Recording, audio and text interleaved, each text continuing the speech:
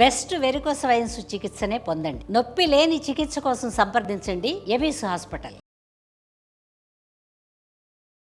నమస్తే రమ్మగారు. నమస్తే జయ. ఏదైనా ఒక మంచి కథ చెప్పండి అండి. ఒక కథ చెప్తా. దైవానుగ్రహం. పూర్వం ఒక సాధు ఒక ఆయన ఒక పర్వతాగ్రం మీద తపస్సు చేసుకుంటూ ఉండేవాడు. ఆయనకి పెద్ద జీవితం మీద ఆసక్తి లేదు, ఏం లేదు, సంసారం ఎప్పుడో త్యజించేశాడు. చాలా కాలం ఆయన ఎంతో తపస్సు తపస్సు తపస్సు తపస్సు అంతే. ఎవ్వరూ లేరు ఆ కొండ మీద, ఆయన ఒక్కరే ఉండేవారు. దిగి కిందకి కొంచెం ఒక పక్కకి దిగి అక్కడ ఏదో కోనేరు ఉంటే అక్కడ స్నానం చేసేవారు. స్నానం సంధ్యావందనాలు అక్కడ ముగించుకొని ఏదో అగ్నికార్యం చేసుకుని తపస్సు చేసుకునేవారు. ఏదైనా దొరికితే తినేవారు. తపస్సే ఆహారంగా కూడా ఉండేవారు.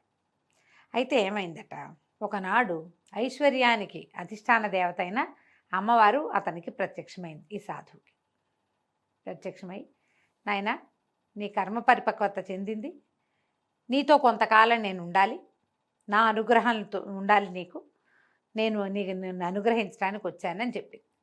నేను అన్నాడమ్మా, నువ్వు సంపదలకు అధిష్టాన దేవతవి, నాకెందుకమ్మా సంపద, నేనేం చేసుకుంటాను? నీ సంపద కోసం, నీ అనుగ్రహం కోసం అగచాట్లు పడుతున్న వాళ్ళు బోళ్ళెంతమంది ఉన్నారు, పరితపించిపోయేవాళ్ళు. అడుగులకు మడుగులెత్తడానికి ఎంతోమంది ఉన్నారమ్మా, వాళ్ళల్లో ఎవరినైనా ఒకళ్ళని ఉద్ధరించు, నాకు అక్కర్లేదు అన్నాడు. అంటే ఆవిడ ఒప్పుకోవాలి. కాదు నాయన, కర్మకి నువ్వు బద్ధుడివే, నేను బద్ధురాలనే. నేను కూడా ఇప్పుడు నిన్ను అనుగ్రహించవలసిన సమయం ఇది, నేను అనుగ్రహించి తీరాలి, దీంట్లో నుంచి నేను కూడా తప్పుకోలేను. నువ్వు ఇంత తపస్సు చేసావు, నిన్ను నేను అనుగ్రహించాలి, కాబట్టి నన్ను నీతో ఉండనివ్వు, నేను నీతోటే ఉంటాను, నీకు చాలా అనుగ్రహం లభిస్తుంది, నాది నీకు సంపద వస్తుంది, రాజానుగ్రహం లభిస్తుంది, చాలా గౌరవ మర్యాదలు లభిస్తాయి, అద్భుతమైన జీవితం ఉంది నీకు అన్నది. నాకు అవేం వద్దమ్మా అన్నాడు. వద్దన్నా సరే అవి ఉంటాయి నాయన, అంతేను, నేను నీతోటే ఉంటాను. ఈయన నవ్వొచ్చింది, అతనికి సంతోషించాడు. సరేలేమ్మా, నీ అనుగ్రహాన్ని నేను ఎందుకు కాదనాలి, అయితే ఏనాడైతే నా మీద నుంచి నీ అనుగ్రహం తప్పిపోతుందో ఆనాడు నాకు తెలియజేయమ్మా అని చెప్పాడు. అలాగేనని దేవి అంతర్ధానం చెందింది. మర్నాడు ఈయన కొండ మీద నుంచి దిగి కోనేట్లోకి వచ్చాడు. స్నానం చేసి వెళ్తుంటే రాయిట్ట బద్దలై ఆయన చూస్తుండగా అందులో నుంచి ఒక గిన్నె ఇంత పాత్ర, దాని నిండా బంగారం కనపడింది. ధనం లభిస్తుందని చెప్పింది అమ్మ, కనపడింది. ఆయనకి నవ్వొచ్చింది. ఎందుకు, నాకు ఏం చేసుకుంటా నేను, దాంతో తినేది లేదు, తాగేది లేదు, కట్టుకునేది లేదు, అనుభవించేది లేదు, ఎందుకు నాకు ధనం? దాన్ని పక్క నుంచి తప్పుకొని పైకి వచ్చేది. సాయంకాలం ఆయన తపస్సు అది అయిపోయాక వచ్చి ఆ గుహలో నుంచి బయటకు వచ్చి ఒక రాయి మీద కూర్చున్నాడు. ఆయన అట్లా కిందకు చూస్తుంటే దూరంగా రాజమహలు అవి కనపడుతున్నాయి.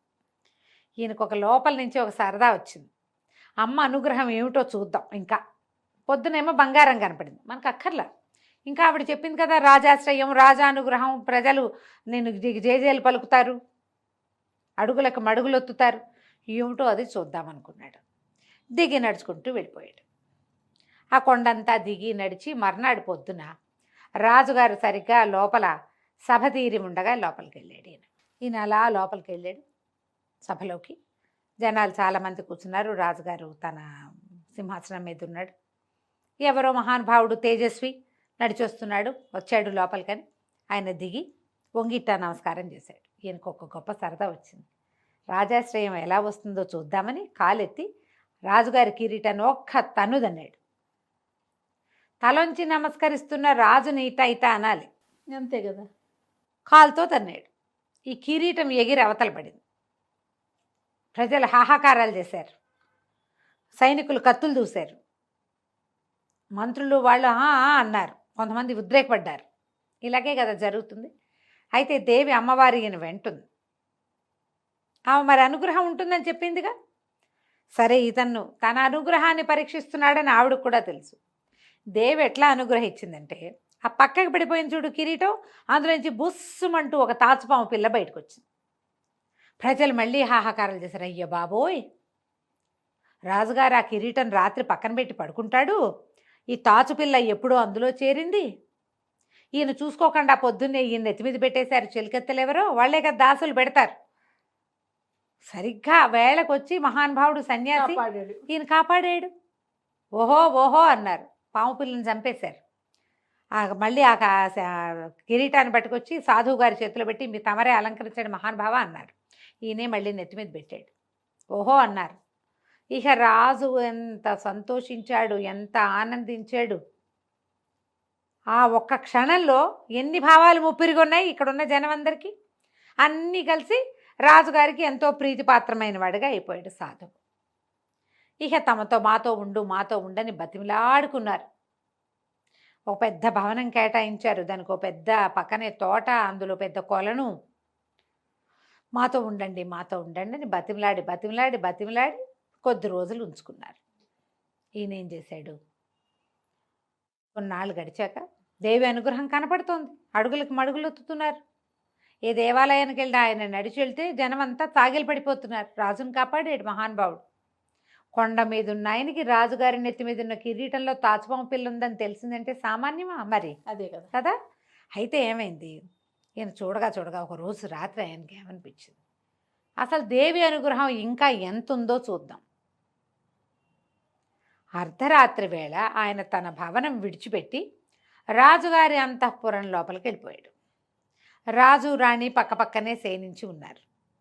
ఈయన వెళ్ళి ఆ పడుకున్న రాణిని రాజుగారిని చెంపలు వాయగొట్టేశాడు. రాజు రాణి నిర్ఘాంతపోయారు. వాళ్ళిద్దరిని రెక్కలు పుచ్చుకుని ఈడ్చుకొచ్చేసాడు బయటికి.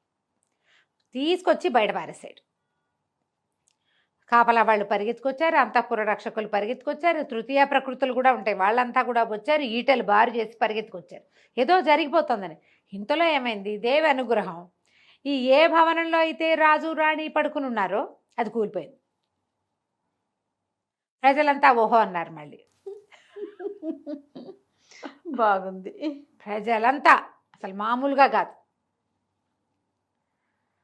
రాజు రాణి ఇద్దరినీ కాపాడాడు. 2 సార్లు రాజుగారి ప్రాణాలు కాపాడాడు ఆయన.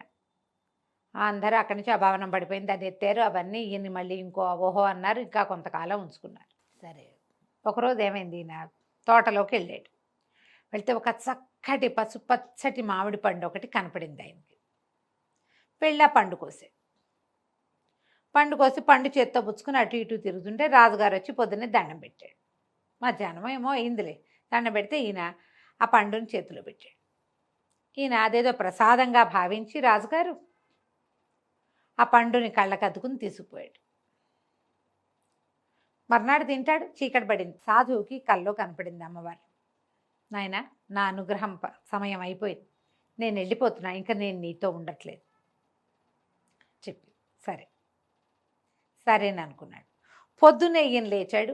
రాజుగారు కూడా ఉదయకాల స్నానం సంధ్య ముగించుకుని సాధువు గారు ఇచ్చిన మామిడి పండుని కొరికాడు. ప్రసాదం కదా, స్నానం ముగించుకుని తిందామనుకున్నాడు. ఎప్పుడైతే అది కొరికాడో అందులో ఏం విషం ఉందో తెలీదు. రాజుగారు కళ్ళు తిరిగి పడిపోయాడు. చేతులు అవి నీలంగా అయిపోయినాయి, పళ్ళు అవి రంగు మారిపోయినాయి, గందరగోళం నెలకొంది. రాణిగారు కేకలు పెట్టింది, సైనికులు పరిగెత్తారు, చెలికత్తెలు పరిగెత్తారు, వైద్యుల్ని పిలిచారు. ఈయన మీద విషప్రయోగం జరిగింది అని బయటపడింది. ఎక్కడిది విషప్రయోగం? పండు ఎక్కడిది? మామిడి పండు ఆ గురువు గారు ఇచ్చాడు. అంతే. వెంటనే వాళ్ళకి ఏమనిపించింది, 2 సార్లు కాపాడితే ప్రాణాలు ఆయన నెత్తి మీద పెట్టుకునేసరికల్లా ఆయన ఈ రాజ్యం హడపాయించేయాలని చూశాడు. రాజుకి తనని నమ్మించి విషప్రయోగం చేయబూనాడు. చంపేయండి, పెడరెక్కలు వెరిచి పట్టరండి సాధువుని అన్నారు. కానీ రాజు వారించాడు, వద్దు ఆయన ఇక్కడి నుంచి పంపించేయండి అనగానే పరిగెత్తుకుంటూ సైనికులందరూ వెళ్ళి సాధువు గారిని చేతులు పుచ్చుకుని బయటికి తీసుకొచ్చేశారు. కొండ దాకా తీసుకెళ్ళి విడిచిపెట్టారు. ఈ మంత్రి చెప్పాడు, ఏ సాధు, నీ వల్ల రాజు 2 సార్లు బతికాడని నిన్ను క్షమించి వదిలిపెడుతున్నాం, లేకపోతే నిన్ను అక్కడే అంతఃపురం దగ్గరే హతమార్చేసేవాళ్ళం. మళ్ళీ కొండ దిగి రావద్దు, మా రాజుగారి దగ్గరికి నువ్వు రావద్దు, వెళ్ళిపో. ఆయన నవ్వుతూ తన దారిని తన కొండెక్కి వెళ్ళిపోయాడు. భగవద్ అనుగ్రహం ఉంటే ఇలా జరుగుతుంది. ఎప్పుడైతే ఆ కాస్త అనుగ్రహము తప్పిందా అంతే సంగతి. అంతే. అనుగ్రహ శక్తి ఇలా ఉంటుంది. దేవుడు నిన్ను పూనుకుంటాడు. ఎప్పుడైతే ఆయన తన చెయ్యి నీ నెత్తి మీద నుంచి తీసేశాడో ఇంకేముంది, నీ ప్రమేయం లేకుండానే నువ్వు తప్పుల దారిలో పడిపోతావు. నువ్వు ఎన్ని తప్పులో చేసేస్తావు, ఎన్ని పొరపాట్లో చేస్తావు, ఎన్ని రకాల అగచాట్లో పడతావు. దైవానుగ్రహం అలాంటిది. భగవంతుడు ఉంటే చాలు. దీనికి తార్కాణంగా ఏం చెప్పారంటే ఆ కథలో, పాండవులు ఎన్నిసార్లు ప్రాణాపాయ స్థితిలోకి వెళ్ళారు, కానీ భగవానుడైన కృష్ణుడు వాళ్ళతోటి ఉండటం వల్ల అవును. తక్కువ మంది ఉన్నా కూడా వాళ్ళు యుద్ధాలు జయించారు. ఎంతో లౌకికమైన శక్తియుక్తులు ప్రజ్ఞాపాఠవాలు కలిగినటువంటి దుర్యోధనుడు దైవశక్తి ఆనుకూల్యత లేకపోవటం వల్ల ఓడిపోయాడు, మరణించాడు. అదే పాండవులు కృష్ణ నిర్యాణానంతరం వాళ్ళ శక్తి మొత్తం పోయింది. కృష్ణుడు వెళ్ళిపోయాక అంతే. అర్జునుడు కృష్ణుడి భార్యల్ని మనకి హస్తినాపురానికి తీసుకొస్తే ఎవరిని దస్యులు వాళ్ళు వీళ్ళు భిల్లులు వెంట పడితే వాళ్ళని జయించలేకపోయాడు ఆయన. గాంధీవం పనిచేయలే అతనికి, ఏమీ చేయలేక లేదు. ఆ దైవ బలం మన పక్క నుంచి తప్పిపోయిందా ఇక మనం చేసేదేమీ లేదు. కాబట్టి దైవ బలాన్ని పెంచుకోవాలి. దీనికి చేయవలసిందేమిటి? ప్రార్థన, సహాయం, 2. తప్పకుండా. నమస్తే. నమస్తే.